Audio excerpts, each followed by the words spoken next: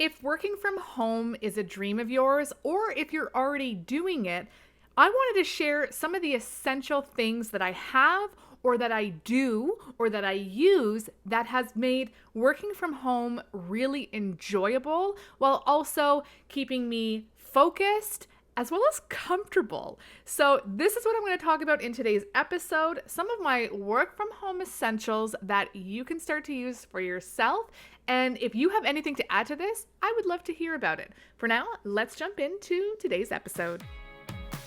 Hey, I'm Angela Doyon, and this is the Creative Marketing Show, the podcast for ambitious women in business looking to cut the BS, stop dancing for likes, and learn to create honest and genuine marketing strategies that don't cause burnout and overwhelm. Think of me as one of your friends that's here to support you and cheer you on while keeping you up to date with all the latest marketing trends and inspired actions you can start to implement into your business. Let's dive into a new episode. As someone who has been working the majority of the time from home for the past 5 years, there are a few things that I have found that help keep things fresh and comfortable. And so I thought I would share this for you today. Now, even if you don't work from home, these could be something you could implement in your workspace or wherever you operate out of. But I hope you find it helpful because these are a little bit of game changers. And over time, I have realized I have been able to make things more efficient.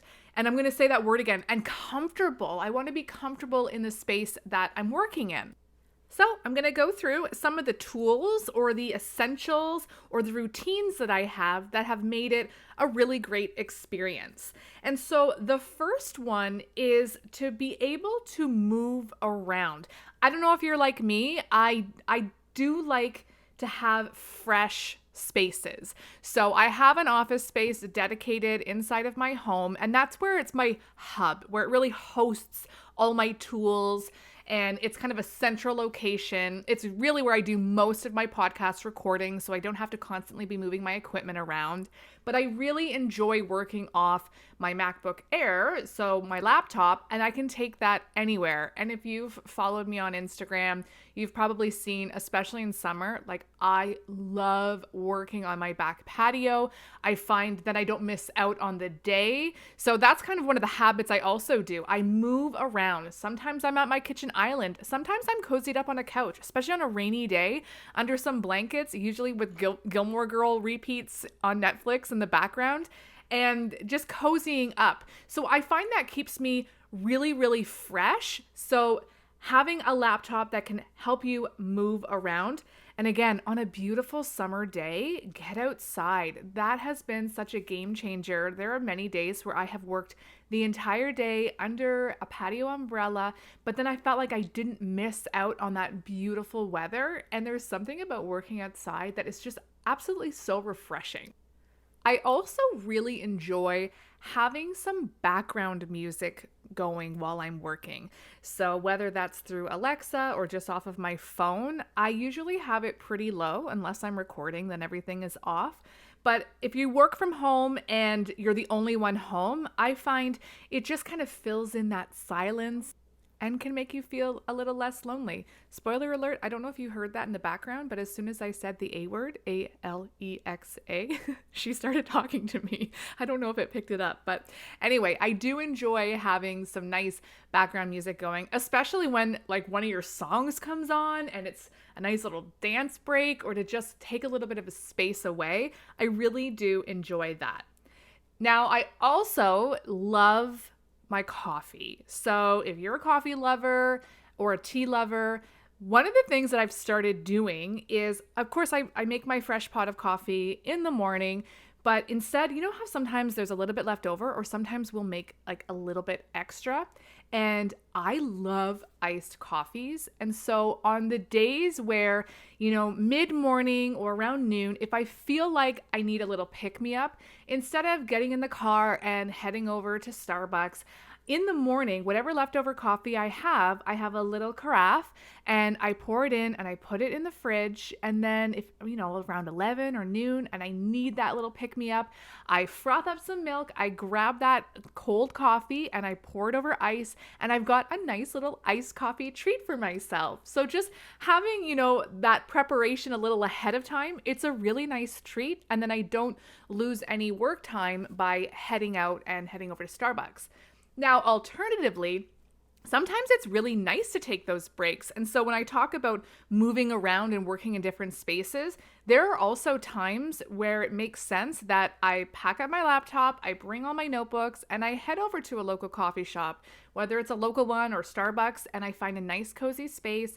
I treat myself to that chai latte and I work from there. I work remotely. And so that's also really nice. Sometimes when I've done that, I have been able to crank out so much content creation, whether it's for clients or working on anything where I'm not recording or need to be on screen. And that fresh kind of take of a space is really enjoyable. So that's something nice too. Treat yourself, get out of the house sometimes, find that space where you can really focus and you have a nice change of scenery. So let's talk comfort. I want to be comfortable, especially working from home. And a few of the things that I have really helped. And for one, I don't like wearing socks. I'm a barefoot kind of person, but I have these really sweet slippers and they're like sandal slippers and they're furry. So on those cooler days, I do love having those. I feel like I'm wearing shoes. So it's almost like feeling like you've got shoes on and you're in your office space. I don't know, maybe that's just a whole headspace thing, but I find that really helps and it keeps me nice and comfortable. I got mine at the dollar store, so they were like $2 and they're the cutest little pink fuzzy sandal slippers that I've ever had. So find yourself a nice pair of home shoes, I'm using air quotes, which you can't see, and see if that's something that could work for you. Another thing that keeps me comfortable is I have this bamboo seat cushion that's on my office chair. I was noticing for a while my back was getting really sore, especially if I was sitting for long periods of time. So this is a lightweight memory foam, bamboo, breathable seat cushion that I love. It just gives me that extra support for my back. And so that's definitely something I highly recommend, especially if you're sitting a lot. Alternatively, I also love my stand-up desk. So it's actually an addition. It's on top of my desk and it's a retractable piece where I host my laptop and I can move it upwards. So that way, when I'm feeling like I've been sitting too long, I'll work standing up. I especially love doing this when I'm presenting. There's just something about that energy. But whether you're presenting or just working away, it's nice to have that option to stand, give your back a break, change up the motion. And that's been really, really helpful and certainly supportive of my physical health. And recently, I took it a little step further and I got myself a laptop stand. So think of it, when you're sitting at your desk and you're on your computer, depending on what type of device you use, as I mentioned, I'm using my MacBook Air. So when I was, typing out emails or doing any kind of work, my neck was naturally kind of looking down because I wasn't looking dead on at the screen. It's just the way the desk worked. Now, of course, I have my stand-up desk, so I have been able to use that and, lift it up so I'm more at eye level. But I do like to move around in my spaces. So I bought this amazing laptop stand. So if I'm working outside or if I'm working at my kitchen counter, it just raises it about 8 inches so that I'm directly looking at my screen and not looking down. Think of it when you're on your phone and your head's looking down or you're on your iPad. Over time, that is so straining on your neck. So I was trying to be more mindful of looking directly at my screen and not down. This helps with posture. So that was a really great investment. I just did that earlier this year and I absolutely love it. And I usually just stack on my wireless keyboard and I just can move it all around the house and take it with me. And that's been amazing. Side note, everything that I'm mentioning here, I will put the links in the show notes for the particular products that I use. Yes, these are affiliate links. They're no cost to you. You can certainly do your own due diligence and research and find something that works, but I will put those in the show notes. Now, speaking of our physical health and our posture, earlier this year, I also purchased a mouse pad. Now, I know that sounds like so outdated. I never used the mouse pad, especially on my laptop. I would always use the trackpad. I do have the Apple wireless mouse, and so that was something I started using again, and I really enjoy it. But when I was using it on top of like a notebook, but I started to feel some pain in the one side of my wrist because it was like a hard surface. So I went on Amazon and I found this really awesome mouse pad, and it's got like a cushion on it that is elevated where your wrist would go. And so no more do I have that pain in my hand and my wrist. And that was just, a very, very small investment, but I've made it as part of my toolkit and I love it. So the next one I want to share is a little unconventional, and this is for all my fur baby lovers, the dog moms. If you have a pet at home, I'm going to refer specifically to a dog because I have a dog. We're pretty sure she's a Saint Bernard Shepherd mix. She's adorable. I'm sure you've seen her on my stories, and I love her, Miss Cleo. And she's usually beside me in my office. My office is also part of our guest room, and the guest bed is basically her domain. So she snuggles up right beside me.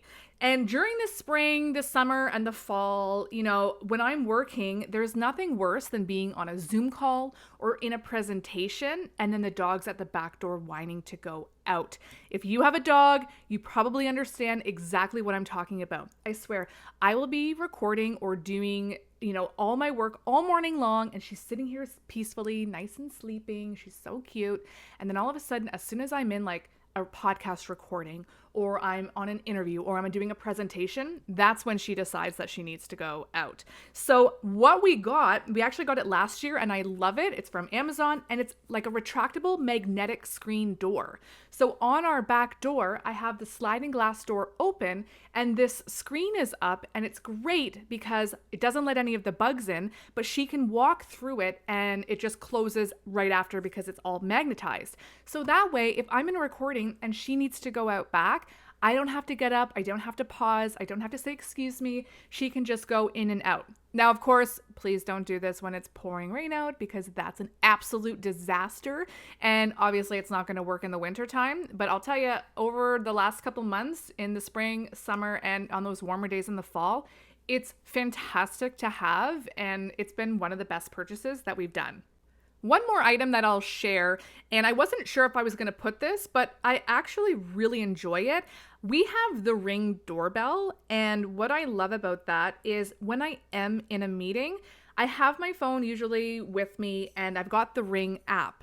Now with the Ring app, if someone is ringing the doorbell, I just open it up and kind of check like, who's here? Is this canvassers? Is this someone trying to sell me something? Or is it a delivery that I know I need to get? So then I can discern if this is worth pausing whatever interview I'm in, or if I'm in a meeting saying, excuse me, I just have to run to the front door. So I do like to be able to just open up the Ring app. It's got the video. I can see who's there.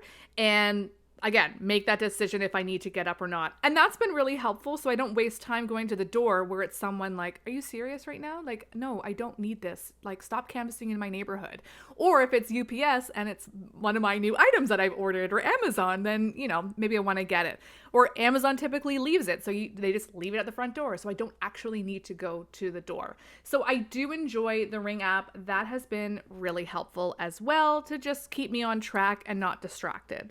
Now, I could go through all of the fun tech tools that I use. Obviously, as a podcaster, I have my microphone. I can drop all of those into the show notes as well, but I won't go too deep into the tech side of things because I know that doesn't really necessarily pertain to everyone. But just to mention a few other things, I do have a webcam.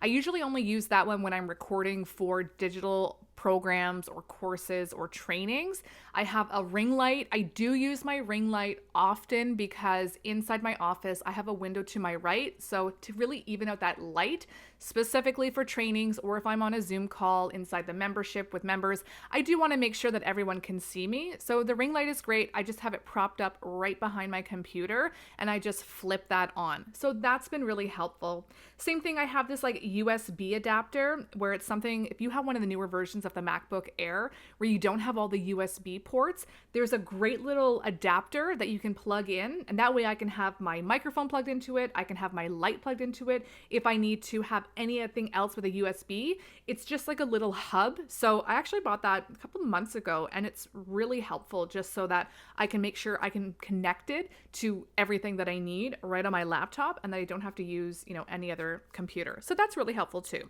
So all of those tech pieces, I'll put those in the show notes as well. But if you ever have any specific questions, you can always reach out to me. Otherwise, a few other things that I like to do is set timers. So if you've heard some of my podcasts before, I really enjoy time blocking.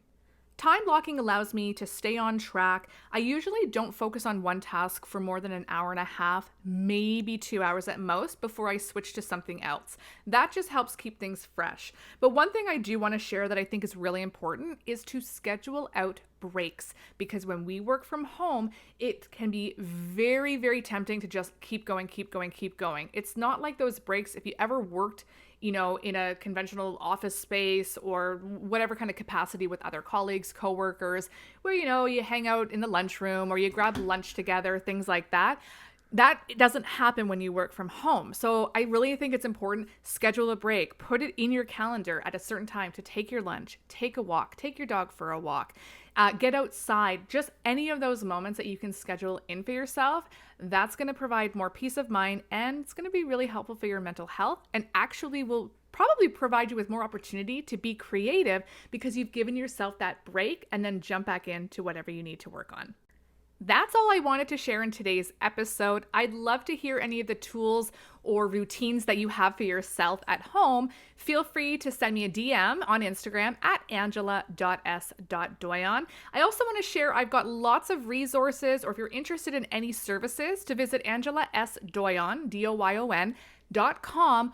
All of that is listed there. And of course, if you are looking for more support, accountability, and trainings for all your marketing needs, you can probably hear my dog. There she comes in with her jingling bells. Whatever, we're going to keep going. The Creative Marketing membership, the doors are open. You are able to access it. They were closed for a while. So if you want to jump in and have more trainings, tutorials, and again, just that opportunity to get those questions answered and be a part of an amazing community of incredible women, head to creativemarketingmembership.com or check the show notes. And of course, everything that I've mentioned in today's episode, I will put those in the show notes for you as well.